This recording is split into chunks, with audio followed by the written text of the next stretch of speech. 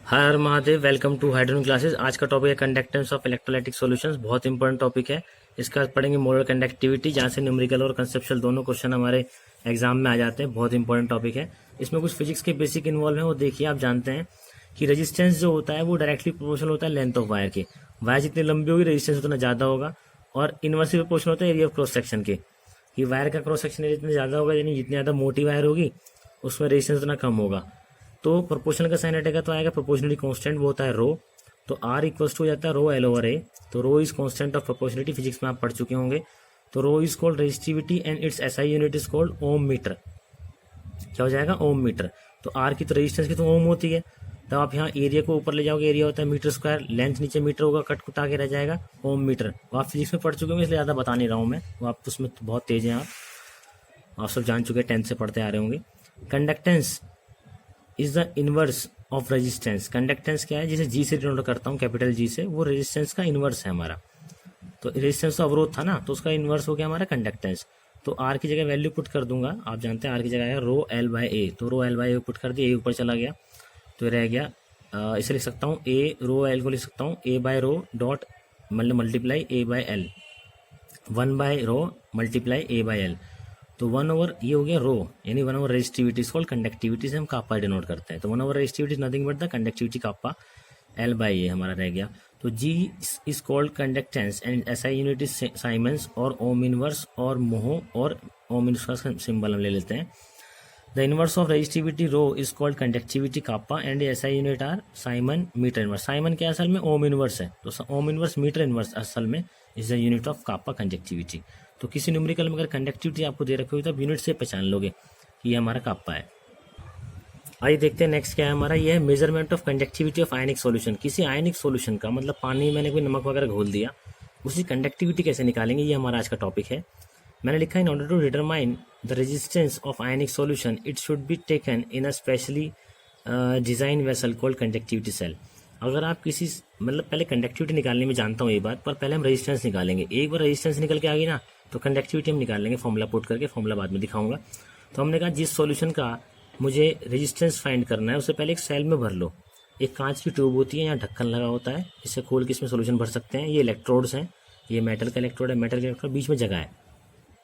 तो जो लेंथ है यहाँ से यहाँ के इस सेल की जो लेंथ है, ये मैं इंची टेप वगैरह से नाप सकता हूँ। ये जो लेंथ दो इलेक्ट्रोड के बीच की लेंथ है वो नाप सकता हूँ, और इनका एरिया ऑफ क्रॉस सेक्शन है ए, वो भी नापा जा सकता है मैथमेटिकली।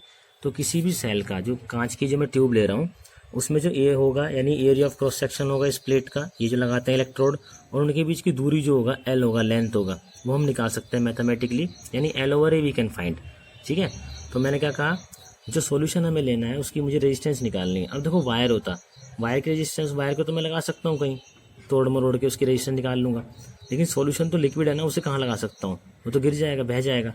इसलिए हम उसे कांच की ट्यूब में फिल कर लेते हैं। तो since R equals to rho L by A आप जानते हैं, तो रो को यहाँ ले जाऊंगा आर के नीचे, तो क्या बन गया R by rho equals to L by A. तो 1 ओवर रो, 1 ओवर रेजिस्टिविटी क्या, कंडक्टिविटी कापा, तो पुट कर दूंगा वैल्यू। तो R into kappa by L over A. तो एल ओवर ए जो है वो सेल के लिए फिक्स रहेगा। भाई किसी सेल में ये जो इन इलेक्ट्रोड के बीच की दूरी है एल, वो फिक्स रहता है, एरिया क्रॉस सेक्शन इलेक्ट्रोड का फिक्स रहेगा। तो एल ओवर ए जो कॉन्स्टेंट हो गया, तो quantity L over A is called cell constant G star. इसे जी स्टार कहा जाता है, cell constant, and its value is constant for each and every cell. हर एक सेल के लिए जितनी सेल में जितनी तरह की बनाऊंगा वो जी स्टार की वैल्यू कॉन्स्टेंट रहेगी, वो मैथमेटिकली निकाला जा सकता है। तो आप ये बात जान लीजिए कि जो सॉल्यूशन हम सेल में भर रहे हैं उस सेल का एल ओवर ए तो हम निकाल लेंगे मैथमेटिकली। कापा कंडक्टिविटी मुझे निकालना था, मेरा एम था। आप देखिए ऊपर लिखा है measurement of conductivity of ionic solution. Resistance अगर निकल जाए तो काम हो जाएगा। रेजिस्टेंस निकलते ही हमारा कंडक्टिविटी आ जाएगा। तो हमें रेजिस्टेंस ऑफ सॉल्यूशन निकालना है। सो हम जानते हैं आर इक्वस टू, मैंने एल ओवर ए की जगह पुट कर दिया जी स्टार, सेल कांस्टेंट। तो आर इंटू के इक्वस टू जी स्टार, यानी जी स्टार बराबर आर के। ये फॉर्मूला बन गया हमारा। तो जैसे कि मैंने आपको बताया, in order to find out the conductivity K of any solution we need to find out R resistance. Once R is known, conductivity kappa can be easily calculated by using the relation G star बराबर R के।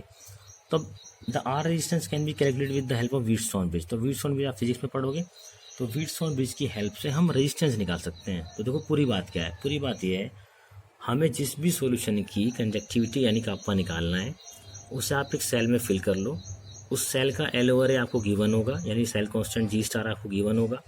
Resistance उसके आप कहाँ से निकाल लोगे, Wheatstone bridge से, और आर की वैल्यू जब फॉर्मूले पुट कर दोगे, जी स्टार पुट कर दे सेल कांस्टेंट, आर की वैल्यू पुट कर दोगे व्हीटस्टोन ब्रिज से, तो आपका कंडक्टिविटी निकल के आ जाएगा।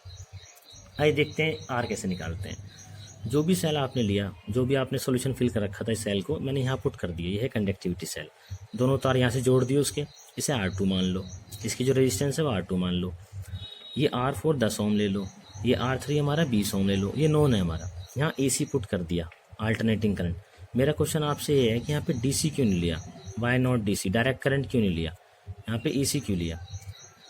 दूसरी बात, कोई बात नहीं, तो R4 क्या था 10 ओम, R3 क्या था 20 ओम। कंडक्टिविटी सेल यहाँ पुट कर दी, जिसका रेजिस्टेंस निकालना था मुझे, तार जोड़ दोगे आप। ये है हमारा रेओस्टेट, वेरिएबल रेजिस्टेंस, और ये हमारा पी डिटेक्टर है। तो हम रेजिस्टेंस को चेंज करते रहते हैं, एक्सपेरिमेंटली क्या है, रेजिस्टेंस को चेंज करते रहते हैं। और एक वैल्यू इसकी ऐसी आती है रेजिस्टेंस की, जिस पे जो पी होता है, इस पे जो डिफ्लेक्शन है वो जीरो हो जाता है, इसे नल पॉइंट बोलते हैं। अगर यहाँ पे हेडफोन लगा रखा हो तो उसमें आवाज़ आनी जीरो हो जाएगी, या आपने कोई डिटेक्टर लगा रखा हो उससे सुई हिलनी बंद हो जाएगी, उसे नल पॉइंट कहा जाता है। तो नल पॉइंट पे क्या फॉर्मूला अप्लाई होता है, वो फॉर्मूला अप्लाई हो जाता है नल पॉइंट पे। तो आप पहले नल पॉइंट निकालोगे, किसी R1 की वैल्यू सेट करके आप रेओस्टेट से सेट करते हो, फिर आप इट इज़ वेरिएबल रेजिस्टेंस, असल में R1 क्या है, वेरिएबल रेजिस्टेंस है। तो किसी रेजिस्टेंस पे ऐसा होगा जहाँ पे नल पॉइंट आ जाएगा। फिर इसमें एक्सपेरिमेंट हम करते हैं इसका, तो वहाँ पे क्या हो जाएगा, नल पॉइंट पे R1 into R4 equals to R2 into R3 हो जाता है। तो वहाँ क्या हो जाता है, वहाँ हो जाता है R1 into R4 equals to हो जाता है R2 इंटू R3 के।